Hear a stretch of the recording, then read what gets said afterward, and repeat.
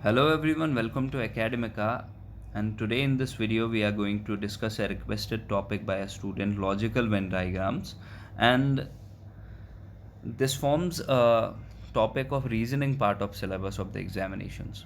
तो सबसे पहले हम लोग कोशिश करेंगे समझने की कि लॉजिकल वेन डायग्राम्स में किस तरह के क्वेश्चंस पूछे जाते हैं और किस तरह का जो लॉजिक है, जो रीजनिंग है, किस तरह की रीजनिंग एक्सपेक्ट करता है एग्जामिनर स्टूडेंट से। तो अगर यहाँ पे बात करें हम लॉजिकल वेन डायग्राम्स की, तो इसमें जितने भी क्वेश्चंस आते हैं उसमें आपको कुछ ग्रुप ऑफ थिंग्स के बीच में या कुछ चीज़ों के बीच में जो है एक रिलेशनशिप ड्रॉ करना पड़ता है, एक रिलेशनशिप एनालाइज करना पड़ता है। तो एग्जामिनर कोशिश करता है कि वो देखे एक स्टूडेंट के पास कितनी एबिलिटी है चीज़ों को रिलेट करने की। तो वेन डायग्राम्स में आपको रिलेशंस दिए होते हैं, लेकिन ये रिलेशंस जो हैं आपको फिगर्स की फॉर्म में दिए होते हैं, जैसे स्क्वायर्स की फॉर्म में, सर्कल्स की फॉर्म में, रेक्टेंगल्स की फॉर्म में, या पैरेललोग्राम्स की फॉर्म में, ट्रेपेजियम की फॉर्म में, ट्रायंगल की फॉर्म में, किसी भी मैथमेटिकल फिगर की फॉर्म में दिए होते हैं। और आपने इनको एनालाइज करके जो है अपने आंसर्स फाइंड करने होते हैं, इनके रिलेशनशिप्स को बिल्डअप करने के बेसिस पे। तो अगर हम एग्जाम्पल की बात करें, सबसे पहले हमारे पास यहाँ पे एक इलस्ट्रेशन दी हुई है जिसमें आपको 3 फिगर्स दी गई हैं, एक ट्रायंगल, एक सर्कल एंड एक रेक्टेंगल। ट्रायंगल रिप्रेजेंट करता है एजुकेटेड पीपल को, सर्कल रिप्रेजेंट करता है एम्प्लॉयड पीपल को, और रेक्टेंगल रिप्रेजेंट करता है बैकवर्ड पीपल को। क्वेश्चन में पूछा गया है how many educated people are employed. तो एजुकेटेड पीपल को रिप्रेजेंट करता है ट्रायंगल, एम्प्लॉयड पीपल को रिप्रेजेंट करता है सर्कल। तो हमें कॉमन एलिमेंट ढूंढना है ट्रायंगल और सर्कल में। तो अगर आप देखें, ट्रायंगल और सर्कल में 2 नंबर्स कॉमन आ रहे हैं, 3 एंड 2, जिनका सम बनता है 5। That means 5 people are those who are educated as well as employed. अगर बाकियों की बात करें हम, चलिए 3 को एनालाइज करते हैं पहले। 3 जो है ये तीनों फिगर्स का एक कॉमन एलिमेंट है, मतलब 3 लोग ऐसे हैं जो एजुकेटेड भी हैं, एम्प्लॉयड भी हैं और बैकवर्ड भी हैं, राइट। अगर बात करें 8 की, तो 8 सिर्फ एजुकेटेड है, ना ही एम्प्लॉयड है और ना ही बैकवर्ड है। अगर बात करें 7 की, तो 7 बैकवर्ड है लेकिन एम्प्लॉयड नहीं है और ना ही एजुकेटेड है। अगर बात करें 4 की, तो 4 इज़ एम्प्लॉयड, बट ये ना तो एजुकेटेड है और ना ही बैकवर्ड है। तो इस तरह के फिगर्स के बेसिस पे जो है आपको एनालाइज करना पड़ता है, रिलेशनशिप्स को इस्टेब्लिश करके आपको आंसर्स फाइंड करने पड़ते हैं। इसी तरह की एक और एग्जांपल हमारे सामने है यहाँ पे, जिसमें हमारे पास 4 सर्कल्स दिए हुए हैं, P, Q, R and S। तो इन्होंने कहा है, एग्जामिनर जो है वो यहाँ पे आपको इलस्ट्रेशन में डायरेक्शंस दे रहे हैं कि P जो है रिप्रेजेंट करता है हार्ड वर्किंग पीपल को, तो P हार्ड वर्किंग पीपल को रिप्रेजेंट करता है, Q रिप्रेजेंट करता है इंटेलिजेंट पीपल को, R रिप्रेजेंट करता है truthful people and S represent करता है ऑनेस्ट पीपल। तो हमारे पास क्वेश्चन है, which region represents the people who are intelligent हो, ऑनेस्ट एंड ट्रुथफुल, लेकिन हार्ड वर्किंग नहीं हो। तो हमें ऐसा नंबर ढूंढना है जो क्यू, आर और एस सर्कल में कॉमन लाई करता है। तो क्यू, आर एंड एस, तो तीनों सर्कल्स में अगर हम नंबर्स की बात करें, तो तीनों सर्कल्स में जो रीजन फॉल करता है दैट इज़ दिस रीजन। तो इस रीजन में नंबर ऑफ पीपल इज़ 6। तो हमारा ऑप्शन ए जो है, ऑप्शन 6 हमारा करेक्ट आंसर रहेगा। नेक्स्ट क्वेश्चन की बात करते हैं। तो हमारे पास 4 स्क्वायर डायग्राम्स दिए गए हैं, जिनको number 1, number 2, number 3 and number 4 से डिनोट किया गया है।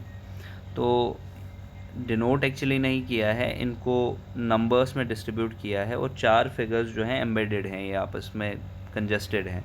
तो हमें क्वेश्चन में पूछा गया है कि एशियन नॉन क्रिश्चियन फीमेल्स बताइए कौन सी हैं जो प्रोफेशनल्स हैं। तो पहला स्क्वायर जो है, ये वाला स्क्वायर, ये रिप्रेजेंट करता है क्रिश्चियंस को, सेकेंड स्क्वायर रिप्रेजेंट करता है प्रोफेशनल्स को, थर्ड स्क्वायर रिप्रेजेंट करता है फीमेल्स को, एंड फोर्थ स्क्वायर रिप्रेजेंट करता है एशियंस को।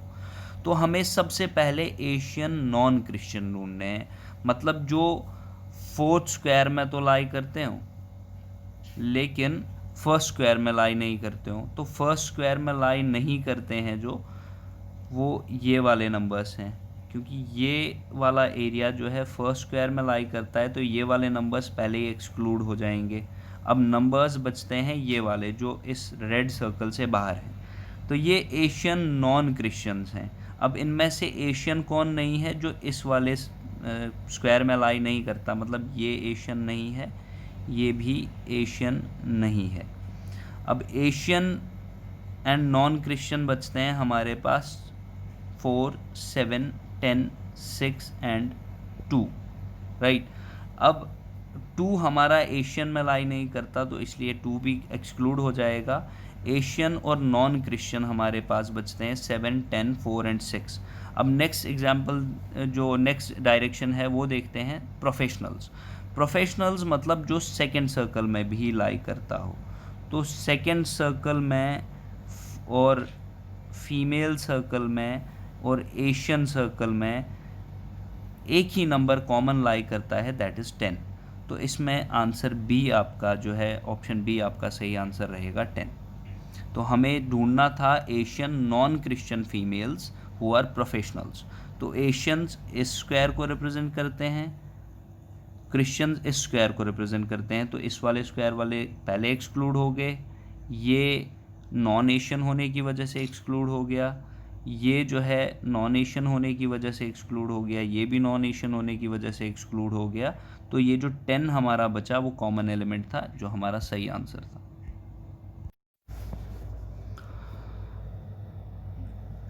एक और तरह के क्वेश्चंस हैं जो एग्ज़ाम में देखने को मिलते हैं वेन डायग्राम्स के ऊपर बेस्ड। इस तरह के क्वेश्चंस जो हैं इनमें कुछ एलिमेंट्स होते हैं, कुछ डायग्राम्स होती हैं जिनको आपस में इंटरलिंक किया होता है। तो आपको इनके मतलब पैटर्न ऑफ इंटरलिंकिंग पे आइडिया लगाना होता है। जैसे उन डायग्राम्स में हमने बात की थी कॉमन जो लाई करते हैं, तो इसमें हो सकता है कोई फुल्ली एम्बेडेड हो दूसरी फिगर में, जैसे यहाँ पे फर्स्ट सर्कल में है। तो ऐसे ही कुछ रिलेशनशिप्स जो हैं वो हमें एग्जामिन करने हैं, partly embedded figures, fully embedded figures, intersecting figures. तो इनके बारे में हम बात करेंगे। सबसे पहले आप लोग यहाँ पे देखिए, the given diagram shows that a class is totally inserted in another but not mixed.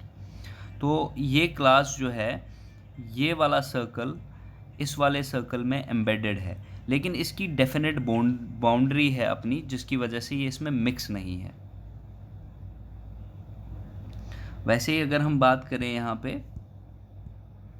The diagram given shows that no one class is distributed in anyone but they are partly related to each other।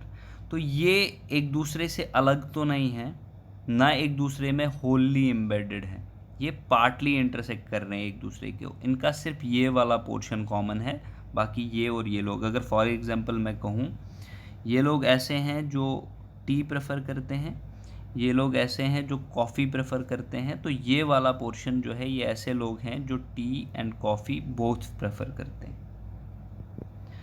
उसी तरह से next में हम देखें, the given diagram shows that there is no या not any relationship between the given classes. ये दोनों figures एक दूसरे से बिल्कुल अलग हैं, कोई इंटरसेक्शन नहीं है, कोई इन्वॉल्वमेंट नहीं है एक दूसरे में। तो ये दो डायग्राम्स के बीच में कोई रिलेशन नहीं है। अगर ये वाले लोग टी प्रेफर करते हैं, ये वाले लोग कॉफ़ी प्रेफर करते हैं, तो इनमें ऐसे कोई कॉमन लोग नहीं है जो दोनों चीज़ें प्रेफर करते हैं। उसके बाद बात करते हैं नेक्स्ट डायग्राम की। इसमें भी 3 सर्कल्स हैं जो बिल्कुल एक दूसरे से अलग हैं। There is not any relationship between these 3 classes and there is no common element in there. तो ये तीनों डायग्राम्स जो हैं बिल्कुल एक दूसरे से अलग हैं, इनमें कोई कॉमन एलिमेंट नहीं है, मतलब इनमें दिए हुए नंबर्स या इनमें दिए हुए वर्ड्स या पर्सन्स जो हैं वो एक दूसरे से कोई कॉमन एलिमेंट नहीं रखते हैं। देन फिफ्थ की बात करें तो यहाँ पे हमारे पास एक डायग्राम दिया हुआ है जिसमें एक बड़ा सर्कल है और 2 छोटे सर्कल्स हैं। तो ये दो छोटे सर्कल्स जो हैं इस बड़े सर्कल के अंदर लाई करते हैं। इसका मतलब ये दो ऐसी क्लासेस हैं, ये दो ऐसी टाइप्स हैं जो एक थर्ड बड़ी टाइप का कॉमन पैटर्न है। से फॉर एग्जांपल अगर हम बात करें, ये बड़ा सर्कल इज़ वुड एंड ये छोटा circle is paper and rubber. तो मतलब पेपर और रबर ऐसी दो क्लासेस हैं जो इस थर्ड क्लास के अंदर लाई करती हैं, इससे बनती हैं या इससे ऐसे रिलेट करती हैं। उसी तरह से नेक्स्ट फिगर में हम देख रहे हैं कि एक बड़ा सर्कल है जिसके अंदर दो छोटे सर्कल्स लाई कर रहे हैं, लेकिन ये दो छोटे सर्कल्स जो हैं आपस में इंटरसेक्ट कर रहे हैं। मतलब ये बिल्कुल पास वाली एग्जांपल की तरह है। इसमें एक दो पार्ट्स या दो क्लासेस ऐसी हैं जो थर्ड एक क्लास का एक हिस्सा है, उसका पार्ट है, लेकिन इन दोनों पार्ट्स में, छोटे पार्ट्स में जो है कुछ कॉमन है। तो when two items belong to the class of third such that some items of each of these two groups are common, इन दोनों ग्रुप्स की कुछ आइटम्स जो हैं कॉमन हैं, then the diagram will be as follows, वो ऐसे बनेगा। मतलब एक बड़ा काइंड है और इन दोनों छोटे काइंड्स में ये जो दोनों क्लासेस हैं ये इस थर्ड पार्ट की, बड़े वाले पार्ट का एक हिस्सा है, लेकिन इन दोनों में भी जो है कुछ एक पोर्शन कॉमन है, rest of them is different.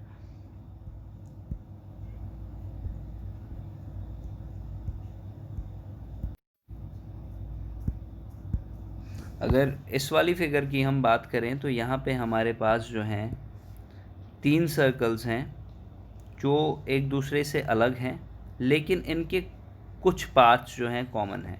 या हम ऐसे बोल सकते हैं कि यहाँ पे सर्कल 1 एंड सर्कल 2 जो हैं ये बिल्कुल डिफरेंट हैं, लेकिन इनमें कुछ एक पार्ट जो है सर्कल 1 और सर्कल 3 जो हैं बिल्कुल डिफरेंट है, लेकिन इनमें कुछ एक पार्ट जो है वो कॉमन है सर्कल 2 के साथ। तो ये दोनों क्लासेस या दोनों काइंड्स बिल्कुल डिफरेंट हैं, लेकिन इनका एक थर्ड काइंड में कुछ एक कॉमन है। तो अगर इसका ये पोर्शन इस वाले के कॉमन है तो मतलब थर्ड वाले का जो पोर्शन सेकंड के कॉमन है और फर्स्ट का जो पोर्शन सेकंड के कॉमन है, इससे ये प्रूफ होता है कि इन दोनों में आपस में सिमिलैरिटी है इस पोर्शन में, राइट। तो आप किसी भी रिलेशनशिप को एनालाइज करके, किसी भी एग्जाम्पल को रिलेट करके इसमें जोड़ सकते हैं। अगर हम फॉर एग्जाम्पल बात करें, ये तीनों जो हैं, ये दोनों जो हैं कार्स हैं, से फॉर एग्जाम्पल ये दोनों कार्स हैं। या हम बात करें ये डीजल है, फर्स्ट सर्कल जो है रिप्रेजेंट करता है डीजल को, थर्ड सर्कल रिप्रेजेंट करता है पेट्रोल को। तो अब हमारे पास सेकंड सर्कल जो है ये व्हीकल्स को रिप्रेजेंट करता है।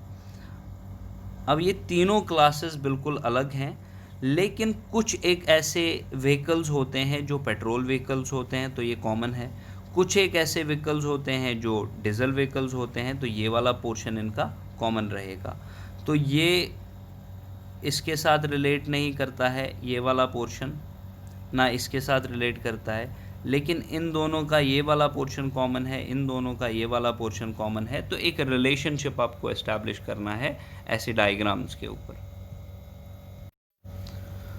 अब जैसे यहाँ पे हमारे पास ये इलस्ट्रेशन है, इसमें हमारे पास 5 गिवन सेट ऑफ फिगर्स हैं और हमें पूछा गया है ग्रेनाइट, ट्री एंड वाटर को कौन सी फिगर रिप्रेजेंट करेगी। देखिए, ग्रेनाइट, ट्री एंड वाटर ये तीनों डिफरेंट चीज़ें हैं, इनमें कोई भी एलिमेंट कॉमन नहीं है, तो हमारे पास जो फिगर बिल्कुल डिफरेंट है, बिल्कुल अलग है, नो इंटरसेक्शन इज़ देयर, कोई चीज़ कॉमन नहीं है, तो वो वाला ऑप्शन हमारा सही आंसर रहेगा। जैसे ये वाली एग्जांपल है हमारे पास, यहाँ पे हमारे पास 4 फिगर्स दी हुई हैं जिसमें 3-3 करके सर्कल्स जो हैं अलग अलग पैटर्न्स में एक दूसरे के साथ इंटरसेक्ट करवाए गए हैं या एक दूसरे के साथ रिलेट किए गए हैं। तो हमारे पास क्वेश्चन में पूछा गया है ट्रायंगल्स, स्केलीन ट्रायंगल्स और राइट एंगल ट्रायंगल्स को इनमें से कौन सी फिगर बेस्ट रिप्रेजेंट करेगी। जैसे आंसर में आप यहाँ पे देख पा रहे हैं, ट्रायंगल्स जो है स्केलीन ट्रायंगल्स और राइट एंगल ट्रायंगल्स का कॉमन ग्रुप है। मतलब स्केलीन ट्रायंगल्स और राइट एंगल ट्रायंगल्स जो हैं ये दो काइंड्स हैं ट्रायंगल्स की। तो हमने अभी पढ़ा था ट्रायंगल्स एक बड़ी क्लास है जिसके स्केलीन और राइट एंगल ट्राइंगल जो हैं 2 पार्ट्स हैं। तो इसमें ये वाला रिलेशनशिप जो है हमारा सबसे परफेक्ट बैठता है, तो सी ऑप्शन हमारा राइट आंसर रहेगा। या यहाँ पे हमारी इलस्ट्रेशन है मदर, होमोसेपियन एंड वुमेन। अब होमोसेपियंस मतलब ह्यूमंस, अब ह्यूमंस में होती हैं विमेन और विमेन में होती हैं मदर्स। तो ये सिंपल एक कंटिन्यूस डायग्राम बनता है इसका, इस रिलेशनशिप का। ऐसे ही एग्जाम्पल्स को आपको डायग्राम्स दिए होंगे, आपको रिलेशनशिप्स में इस्टेब्लिश करना है और आपको अपने आंसर्स चुनने हैं। या आपको वर्ड्स दिए होंगे और आपको एक गिवन सेट ऑफ डायग्राम्स में से उन पे परफेक्ट बैठने वाला वेन डायग्राम जो है सिलेक्ट करना होता है। अब लास्ट में हम लोग यहाँ पे यूपीएससी सीसैट 2015 का एक क्वेश्चन देखने जा रहे हैं, जिसको हम सॉल्व करेंगे इसी मतलब लॉजिक से। तो क्वेश्चन है the number of persons who read magazine X only is thrice the number of persons who read magazine Y. तो यहाँ पे number of persons who read magazine X is thrice the number of person who read magazine Y, मतलब ये 3 गुना ज़्यादा है। अगर मान लीजिए मैगजीन वाई रीड करने वाले बंदे एक्स हैं, तो मैगजीन एक्स रीड करने वाले बंदे 3x होंगे।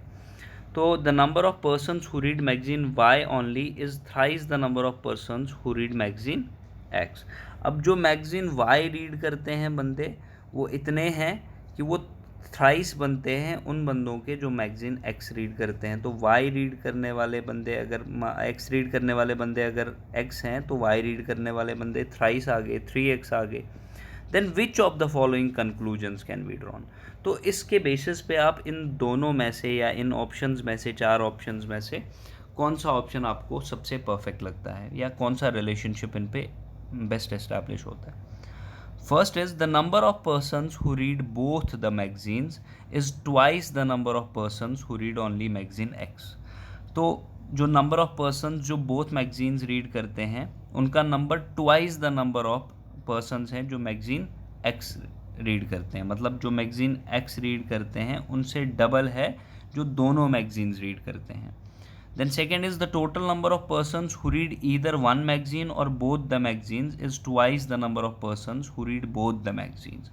तो अगर हम बात करें उन लोगों की जो या तो एक मैगजीन या दोनों मैगजीन्स पढ़ते हैं, उनका नंबर डबल है, ट्वाइस है, किन से, जो लोग बोथ मैगजीन्स पढ़ते हैं। तो अब आप लोगों को यहाँ पे इन दोनों स्टेटमेंट्स में से ऑप्शन सेलेक्ट करना है कि क्या ये दोनों ऑप्शन सही हैं या दोनों ऑप्शन गलत हैं या इनमें से ऑप्शन 1 सही है। तो जो भी ऑप्शन सही है इनमें से वो आपको इस्टेब्लिश करना है रिलेशनशिप और वो फाइंड करना है। तो क्वेश्चन में दी हुई इन्फॉर्मेशन को अगर हम डायग्रामेटिक रिप्रेजेंट करें तो इस तरह से कर सकते हैं, और अगर हम उसको मैथमेटिकली सॉल्व करने की कोशिश करें और आंसर फाइंड करने की कोशिश करें, तो हमें सबसे पहले एक इक्वेशन फॉर्म करनी पड़ेगी।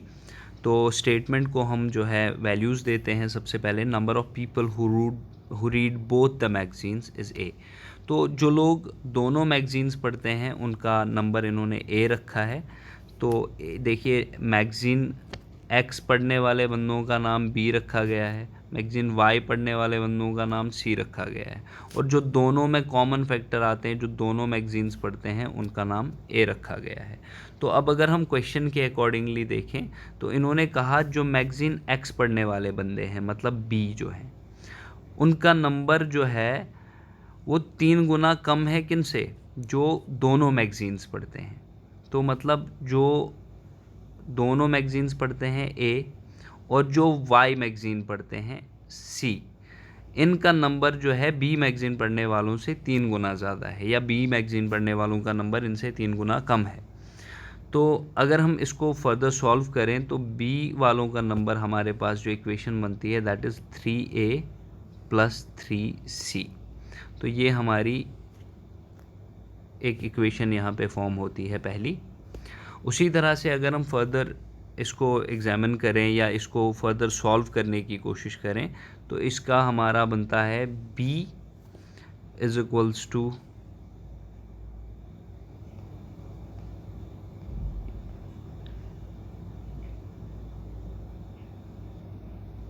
या इसको हम ऐसे कर सकते हैं, b minus 3c is equals to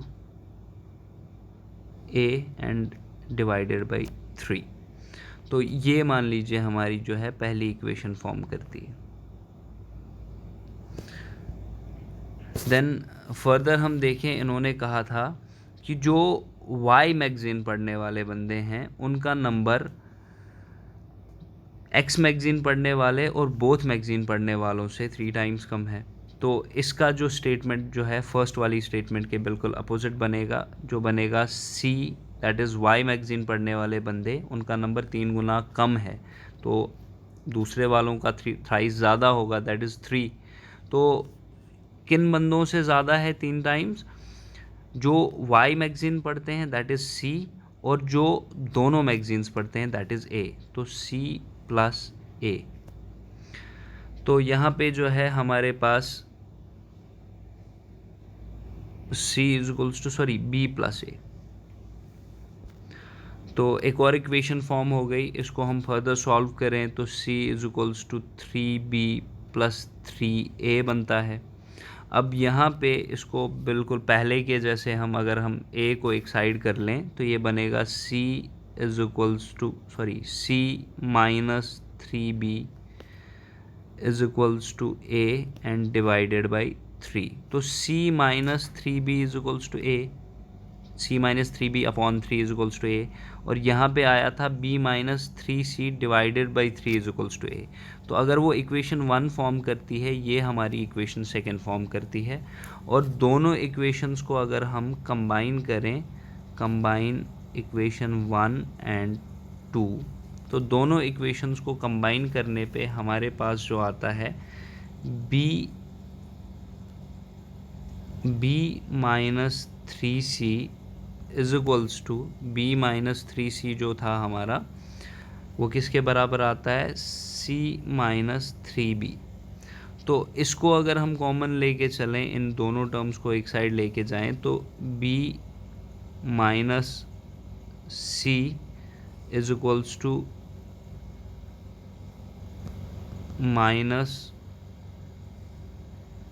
या 3 कॉमन लेके चलें तो c माइनस b। तो इसको अगर फर्दर सॉल्व करने की कोशिश करें तो a plus b plus c is equals to 2a, right.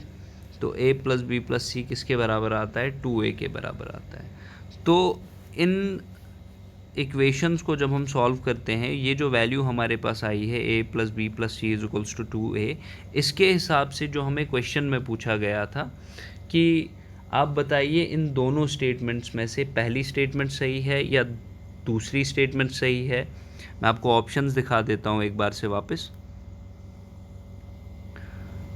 तो आपके पास पूछा है इन्होंने कि सिर्फ ऑप्शन ए सही है या ऑप्शन बी सही है, या दोनों option A and option B सही हैं, या neither of the options is true. तो हमारे पास जो सिचुएशन बनी यहाँ पे that was A plus B plus C is equals to 2a, twice a। तो इस हिसाब से neither of the situation is true.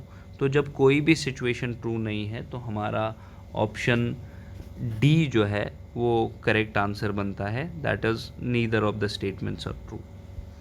तो आई होप ये वीडियो आप लोगों के लिए हेल्पफुल रही होगी, एंड नेक्स्ट टाइम हम कुछ और रीजनिंग टॉपिक्स के साथ आने की कोशिश करेंगे अगर स्टूडेंट्स की डिमांड रही तो मिलते हैं नेक्स्ट वीडियो में। Thank you so much.